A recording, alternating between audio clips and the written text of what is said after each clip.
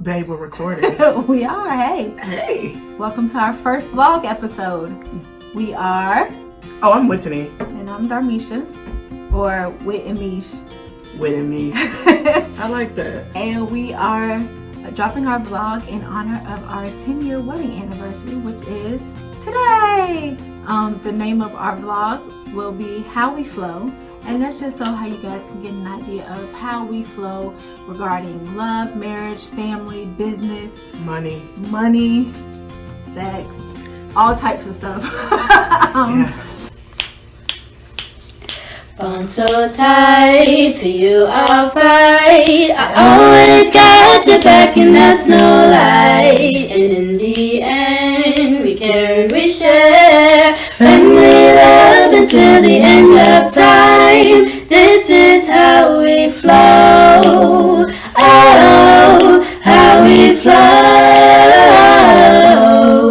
How we flow. Oh, how we flow, flow, flow. People have told us for so long now that we needed to actually have real conversation. We've been told we should do a book and we should do this and all this other great stuff. So Misha woke up one day and was like, honey, we're doing a vlog. And I was like, what the hell is a vlog? And she's like, well, we're gonna do a video. And it's like a show. And I was like, oh, I'm gonna be on camera? Nah, I'll do whatever you want to. So that's kind of how it started. So that's 10 years. 10 years. We're 10 years in. Well, we've been together for 15. Coming up this year, 15 years. In December. And it's been married 10 years of that 15. And it's been interesting, to say the least. It's been a ride. Yeah, it's been a ride. But I mean, married to me has to be great. Anyway, I'm pretty near perfect. Anyway, we're supposed to be kind of giving you insight into, just so you guys for future episodes will understand why we do the things that we do, how we react, how we raise our children, how we interact with other people. We are the foundation of our family. I think for both of us, our family is a very big priority for us, and everything that we do is for them. We probably are just a little bit more obsessed with our children than a lot of other people. And that's fair. That's why they're better than everybody else. It is what it is, because as you guys should know by now, Guytons do it better. But yeah, so love love for me is my motivation. I have it tattooed on my arm. I have scripture, 1 Corinthians chapter 13, verses 1 through 4. That is my go-to, and I tattooed it on myself at a time that was very, very, very trying, and I needed a constant reminder. Just to give you guys a little bit of insight, we've been doing this together thing for 15 years. We've been married for 10. We got married July 11th of 2009. We had a beautiful ceremony. Our children were, of course, involved. And for those people who say that marriage doesn't change anything, you're not doing it right. 100%. It was funny because someone came up to me, because Misha and I, before we got married, we lived together and raised our children already. And someone came up to me about, I want to say 2 weeks after we got married, and that fundamental question that people ask, as soon as you get married is, did anything change? And I hear a lot of people that say, no, it didn't change for me. We've been doing this. We've been doing this, so it's fine. Right. But for me, it honestly changed. I know that we had been together 5 years prior. I know that we lived together. I know that we raised our children. But as soon as we became married, so when people tell me that marriage or the act of marriage and having the ceremony don't change things, I kind of want to question, what their motive is or what they are thinking about. Because, I mean, even though it was very new and it was 2 weeks in, I took things more seriously. You were no longer my girlfriend. You are no longer my fiance. You are my wife. And it's funny because we talk about titles all the time. Mm-hmm. And we talk about titles when we're doing business. Mm-hmm. I'm the CEO, I'm the vice president. As soon as you get those titles, it comes with a different job. It comes with a different what's the word I'm looking for? Like responsibility. Right. So I think when people become husbands and wives, there should be a difference of that title. You should feel different. You should take things a little bit differently, because even though you might have been playing that part, a lot of us played the part to get the part. But as soon as we get that title, then we should now, it goes from playing a part to being the part. I agree. And I think that's what people kind of messed up or change. You know, when they tell me it doesn't mean anything, or when people come up to me and they tell me, why do I need a piece of paper to prove my love to you? It's just like, why do you want that promotion in that job? Yeah. It's a difference. Yeah. So. And something I actually saw on Facebook is, you know, people who say it's just a piece of paper, but so is money. Whoop. Oh, I like that. And you guys, you know, we all get up and do what we do for money so that we can provide for whatever we're trying to do. So that same energy, if you can't put that energy into your relationship, into a marriage, then you might need to reevaluate some things, because it's definitely not for the faint of heart. No. We don't pretend to be perfect. You know what the funny thing is, Mish? Somebody about 2 years ago, they were having some relationship issues, and they were calling me about it, but then they were like, well, forget it. I don't really want, you don't get it. And I was just like, what do you mean? And they were like, well, do you and Misha even fight? And I laughed so hard, because I'm like, yeah, she get on my nerve every day. Like, what do you what do you mean? We never come off as perfect. Right. Well, for people in social media land, we do, but that's why we work, because we don't put it on social media. We don't argue and then go talk badly about our spouses on Facebook, because once you put it out there, you can't take it back. Nope. And you may have forgiven your spouse, but everybody you talk badly to your spouse about has not forgiven them and has not moved on. Not to mention the people who are sitting on the other side of that computer waiting for you to give any inkling of an issue, because then you're just allowing negativity and allowing people to come into that relationship. Right. You know, people ask me, like, do folks slide into my DM? And it's funny because I don't give that energy. Right. So no, I think when people slide into people's DM, it's not by chance. It's the energy that you're giving off that is going to be okay. No, people don't slide in her DM. They talk to her in person. Now let me tell you. Yeah, they don't slide in the DM. Hold on. They try to come at her in person with me standing there. That's what happens. See, what happened was, right? and everybody who is close to us can attest to that. Right, babe? Well, but it's not to her fault. What? It's just because of who she is, her personality. I don't even like people for real. but they like me, and they keep talking to me. No, I'm just kidding. I mean, the situation with Aisha Curry, you know, y'all went in on her, and I actually understood exactly what she meant, because my wife feels the same way. No one's looking for somebody to make them feel complete, or it's not as if Darmisha wants some attention from somebody else, but she's more than Whit's wife. And so people really just kind of move over her a little bit and kind of beeline to me. And I think that's what Aisha was trying to explain, is like, she's more than Steph's wife. You know, she's Aisha, she's our own woman, she's beautiful, she's talented, she's this, she's that. But I don't think she was meaning in a reference of she wanted to be sexualized by other people. I think it was more so that she wanted to be looked at as more than Steph's wife. And my wife and I understood that, because this is a conversation that we've had this conversation, that was like 5 years ago actually, where my wife came up to me and she was just like, babe, am I ugly? Am I this? I'm like, what do you mean? You're beautiful. She was like, but people don't, she's like, but I'm more than just your wife. And I understood that, you know, well, I didn't understand it at the time. Because I was just like, what you mean you want people, you want some, you know, and I was like, y'all, you know, and so she had to explain to me where it was more than just, you know, some attention. It was just like, I feel like a shadow. You know what I mean? Yeah, and it's, when it comes to Aisha, it is not about her wanting all these dudes hollering at her and say, hey, you know, can I be with you and all this other stuff. Girl, give me my glass. But before, like in my instance, before Whit and I were Whit and I got hollered at every day, multiple times a day. And as soon as we got together, she just became Whit's girl. She became Whit's girlfriend. Right. And then it was, Whit's fiance or Whit's girl.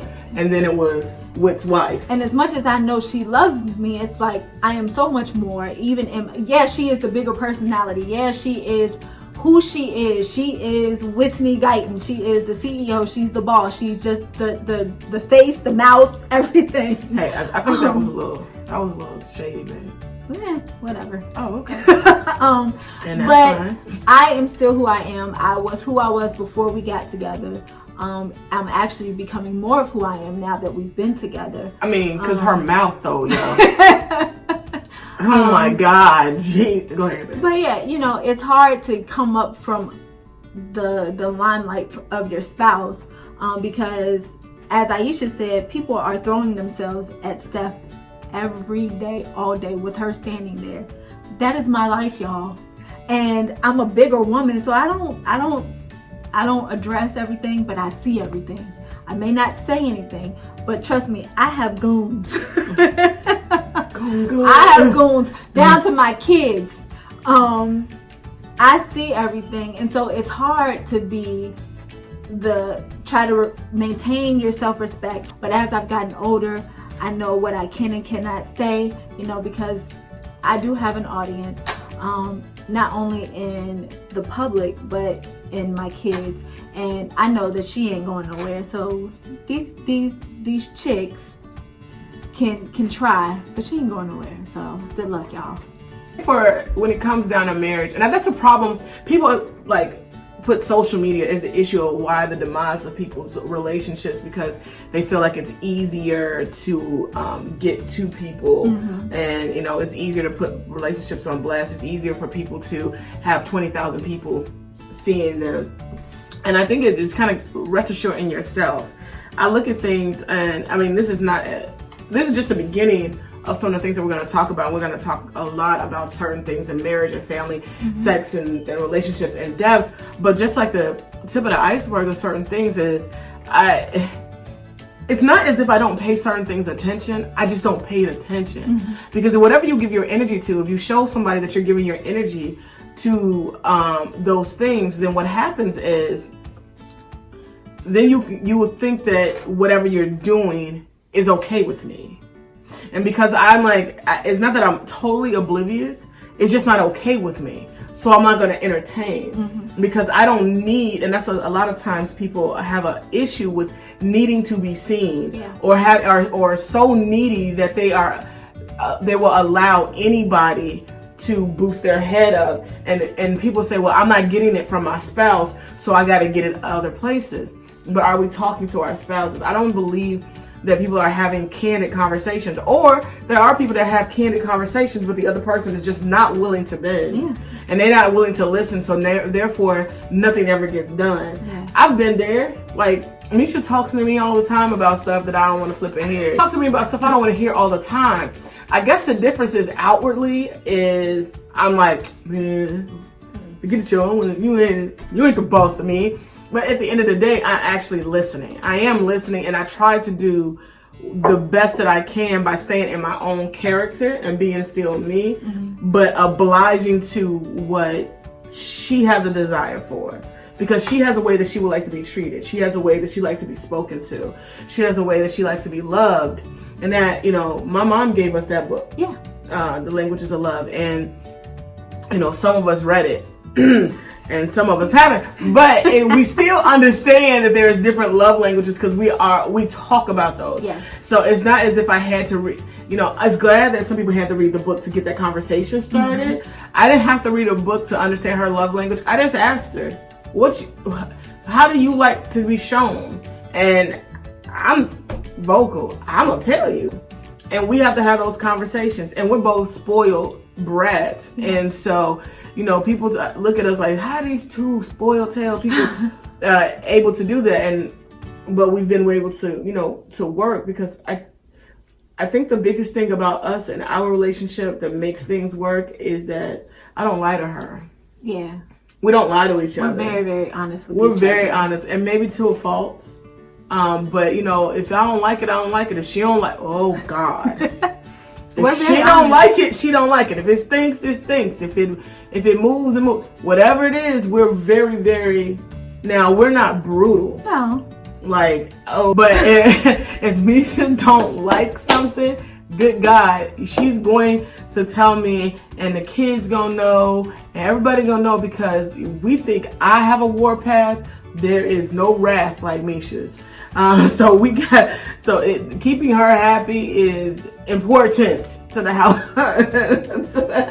I'm always yelling. You know what I'm saying? So my yelling just goes in one ear after, oh, Nene yelling again. You know what I'm saying? When Misha yells though, it's like, oh, and you know, we can both be stubborn. Yeah, we're stubborn, but the key to that is, the key to our longevity so far is, like she said, is we're honest. You know, it's okay to not like your spouse today. And we tell each other, I don't like you, stop talking to me. Some of us receive it more than others. Some want to make people talk. But we are very, very honest with each other. But then what we also had to learn over the years is we can't stay in that moment. We don't stay in the anger moment.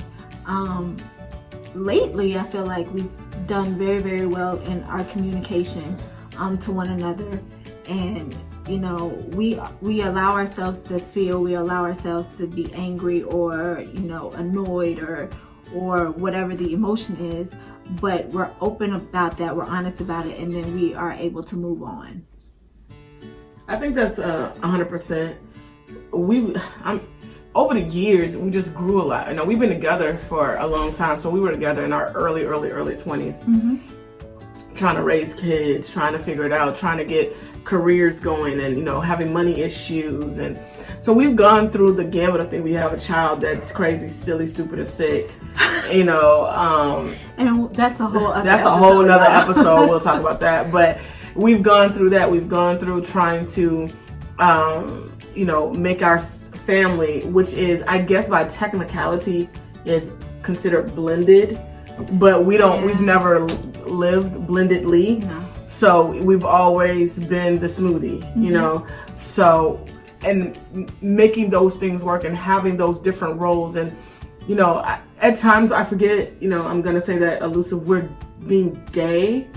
You know, some people count us out, you know, because what kind of marriage you don't understand how it is to be in a heterosexual marriage. And this is like, that's because relationships is relationships at the end of the day.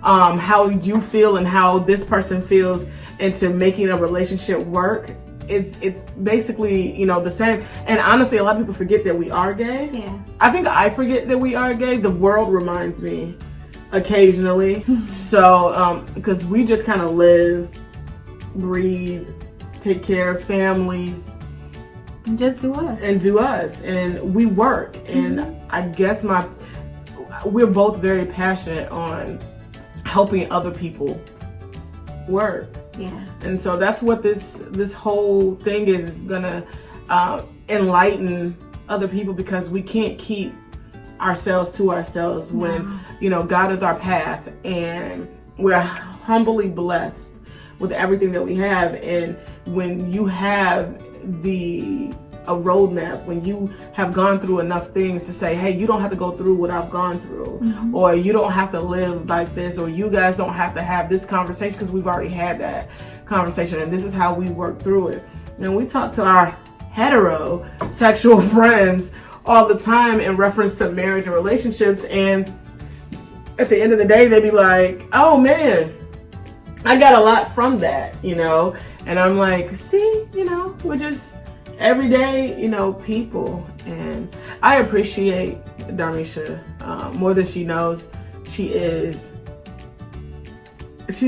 makes me smile even when I have like the worst days. So, you know, I just appreciate her. And we do little things for each other, and people ask us all the time where, like, what do you know, people asked us, me, like the other day, because we're having our wedding anniversary thing, and they're like, oh, what do we get the people that have everything? Right. And I was just like, yo, I don't even know what the hell to get them get it. So we do have something. I have something really, really special later. Yeah. But I have something. This is her. But I have what she does. But I have something that is just like, she did something for me for Valentine's Day once, and it was like the best ish ever. And so I was like, I think I should do something like that for her, because it means so much to me that it's on my nightstand. I think right now it's on my dresser. Yeah, because it's like, I like personal things. I buy enough Versace and Gucci for myself, so I don't really need that type of, I want enough diamonds and things of that nature for myself. So for me, it's about giving her the heart. One of the best gifts she gave me was for Christmas, like 3 years ago or 2 years ago. She bought me a blue clarinet with gold keys, and there's a lot of people that don't know that I play. And I had never played for her as long as we had been together. And she bought me a clarinet. Now it's in my man cave, my Whitney cave, and it's on display. And that meant a lot to me, So, but anyway, I made you a book. Well, isn't this funny? I made her a book. It is so adorable. It says "Happy Anniversary, Love Wit." See, that's Wit. Just because that's me. Oh, great! We're like perfectly right. Yes. That's Wit. That's Nisha. And I made her. I love you book, and all the things that I love about her. Aren't we cute? Yes. I loved our first kiss. That's what it says.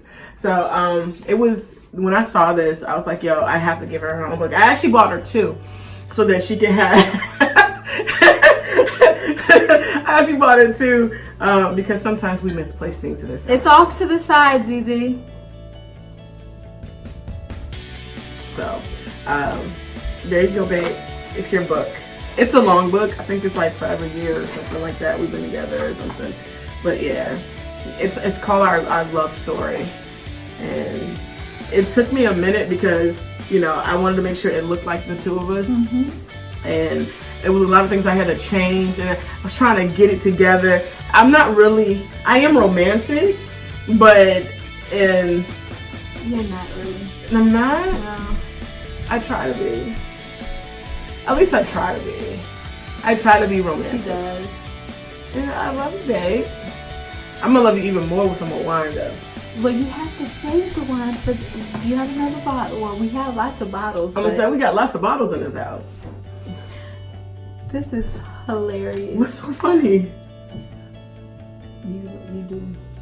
You love the way my hair smells. I do. What is this? Shut up! All I need is love. Happy 10th anniversary. Love, Mish. Ah! Oh, we're cute. Yeah.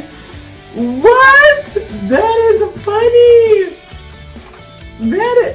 This is the story of Mish and Wit. Ah! That is so cute. I love that it looks that way. Hey, hold on. Hey. I love that is so funny. So obviously we're meant to be together.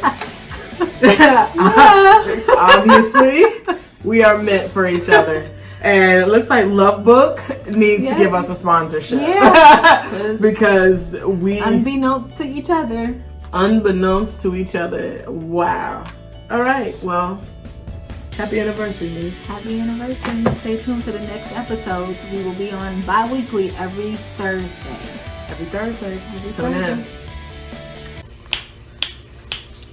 Bond so tight, for you I'll fight. I always got your back and that's no lie. And in the end, we care and we share. Friendly love until the end of time.